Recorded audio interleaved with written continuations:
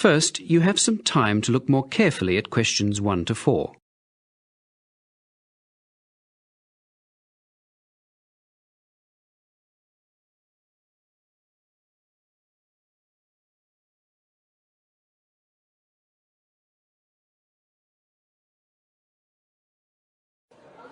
Now, George, let's find the check-in desk. Yes, but with all the changes they have made here at the airport, I'm not sure where the check-in desk is. I know. It's strange, isn't it? Why don't we ask for help? Good idea. What about that man sitting down over there? Which one? The one with the hat on? But what about the man with the blue uniform and the cap sitting on the trolley? He's bound to know. He looks like he works here. Okay, I'll ask him. Excuse me, could you tell me where the check-in desk for France Air is, please? Let me think. I haven't worked here very long. The best way to get there would be to turn left at the end here, where the cafe is, and then go straight ahead until you're opposite the departure gate's entrance. No, sorry. It might be quicker to turn right as soon as you get past the cafe. And keep going along the corridor until you come to the sliding doors at the end. On the left. Yep, that's it. All the check-in counters are in a hall there. I'm pretty sure France Air is directly to your left as you walk in the hall. Thanks a lot. So it's left past the cafe and then right opposite... The bookshop. You can't miss it. Come on then, Lisa. We don't want to be late. And I want some time to get a cup of coffee and look around the bookshop. Okay, George. But I want to go and wash my hands first. I'll meet you at the check-in desk. Listen to the conversation and fill in the information on the excess baggage form in the spaces numbered 5 to 13.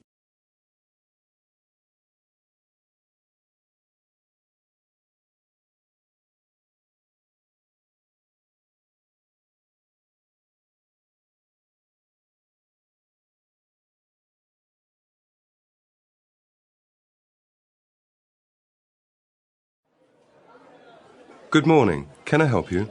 Yes, I would like to check in for flight FA 492. Very good. Can I have your ticket and passport, please?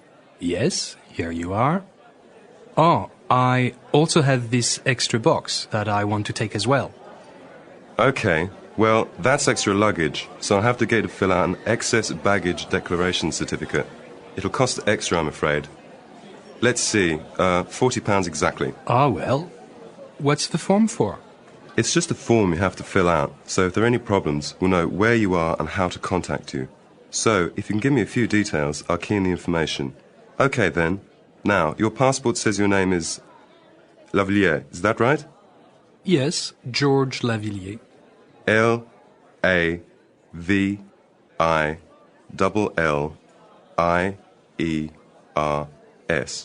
Good. Now, nationality, French. No, wait a minute. It's a Swiss passport. Well, yes. I live in France, but I was born in Switzerland. Swiss. Very good. Flight number FA 492. Destination is? Paris. Okay, so what's the phone number there? Let me think. The country code for France is 33, and the number is 198614537. Yes, that's it. And can you tell me briefly what you have in the box? Well, there are some books, just university textbooks from last term, some clothes, and, oh yeah, my computer disks. Okay, thank you. That is the end of Section 1. Now turn to Section 2 and answer questions 14 to 21.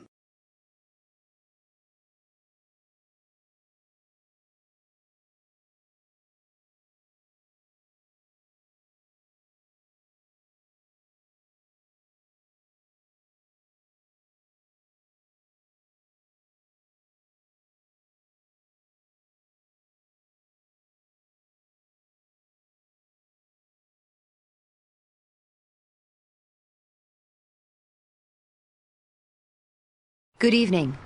The situation here in Avalon Road, Lidham, is chaotic. The death toll is rising with 3 known fatalities and a further 14 people receiving treatment at the local St. John's Hospital. A few moments ago, I spoke with Police Rescue Officer in charge, Chief Inspector McManus, who told me that it would be at least 2 hours before the northbound lane was reopened, and even longer for the southbound lane that is still strewn with vehicles. He urged all drivers to find an alternative route through Lytham. Here is Chief Inspector McManus. Inspector, could you spare us a moment, please? Well, yes. Do you have any more information for us? Yes. It seems, from what I can piece together so far from the statements that the witnesses have made, that the driver of a large articulated lorry lost control of his vehicle as he came down the road there. As you're aware, it's a very steep stretch of dual carriageway, and it would have been very difficult for the driver to bring his vehicle back under control coming down that hill. There was a queue of traffic turning into Avalon Road from Betty Avenue. They wouldn't have been able to do anything. I'm sorry, I must get back to work. Yes, of course, Inspector. Thank you for your time. I also have with me Mr. Ted Higgins, a local shopkeeper, who told us that he heard the lorry sounding its horn before the accident. Well, I was just unloading my van outside the shop here, and I heard this horn. You know, much worse than an ordinary car horn, and it just went on and on, getting louder and louder. And then I think I was still holding a box of tomatoes, and there was this huge lorry coming down the road, horn going and the lights on, travelling real fast. I don't know, maybe about 80 or 90 miles per hour. It came straight down through the lights right at the moment the traffic was turning into the main road. You know, Avalon Road, from Betty Avenue. It just seemed to pick up the cars as it went along. Anyone wanting further information regarding those injured in the accident should ring St John's Hospital, which has set up a hotline, and the number is 0171 389 1778. That is the end of Section 2. Now turn to Section 3 and answer questions 22 to 28.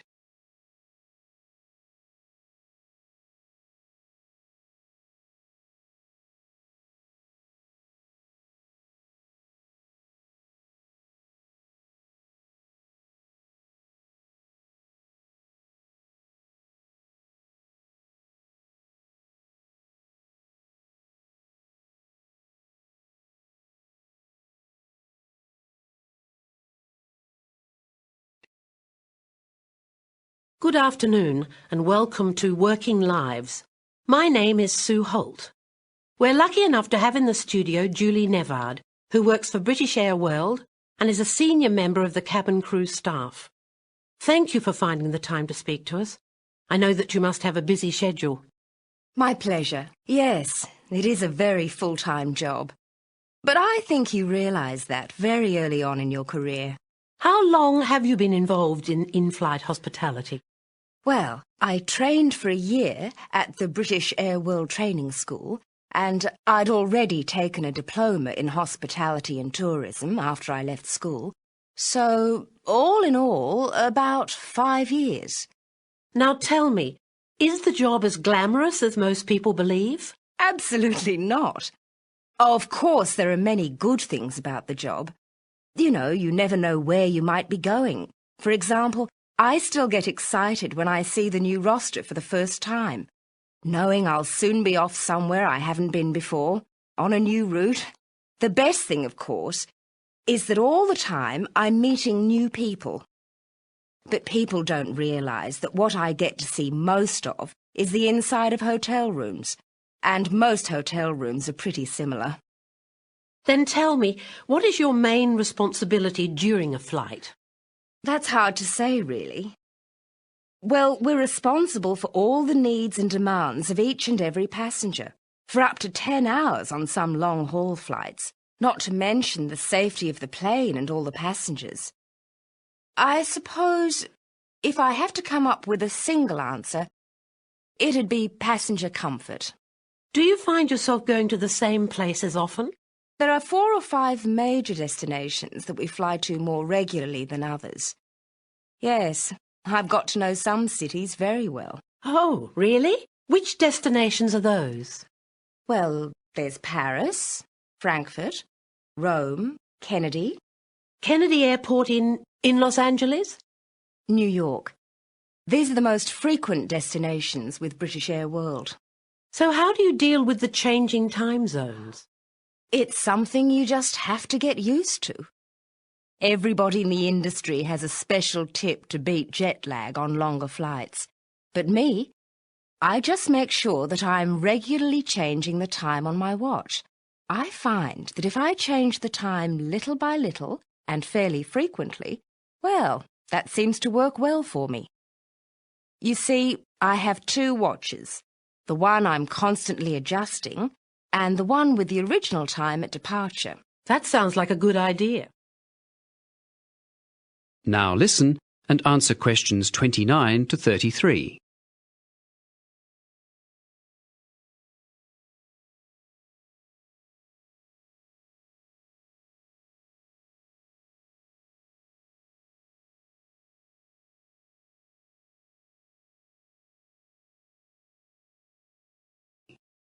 So, have you seen many changes in the type of services you offer? Oh, yes. These days the competition is much tougher. I suppose the result is that the consumer, the traveller, has a much better deal. Well, the seats are bigger, more comfortable than they were 10 years ago. The in-flight entertainment, the films, now they're all recent release blockbusters. They weren't 10 years ago. But the two biggest improvements have been to do with the smoking restrictions and the upgrading of the meals. Oh, right. Tell me about these two changes. Yes. The restriction on smoking has had a twofold benefit. Firstly, the atmosphere is much more pleasant. And secondly, the fire risk is greatly reduced. You know, we used to have people dropping cigarettes, burning the seats. A dreadful fire risk, can you imagine? Terrible. I, for one, never understood why anyone was ever allowed to smoke on aeroplanes in the first place. And the meals? With so many carriers vying for passengers on the same route, you just have to offer more. Vegetarian meals, choice of 2 hot meals, interesting, exotic, gourmet food, all this is now commonplace in our economy class galleys. And for the business and first class passengers, the food is as good as in any world-class restaurant. Top chefs, great presentation, nutritious ingredients. Really, quite lovely. And finally, what advice or words of warning would you give to school leavers considering a career in this industry? Well, that's a difficult question. I'd say think long and hard about why you want to do it. It's not all glamorous, and it can be very hard work. Julie, it's been fascinating talking to you. Thank you for your time. And just before we go, next week we will be talking to... That is the end of section 3. Now turn to section 4 and answer questions 34 to 40.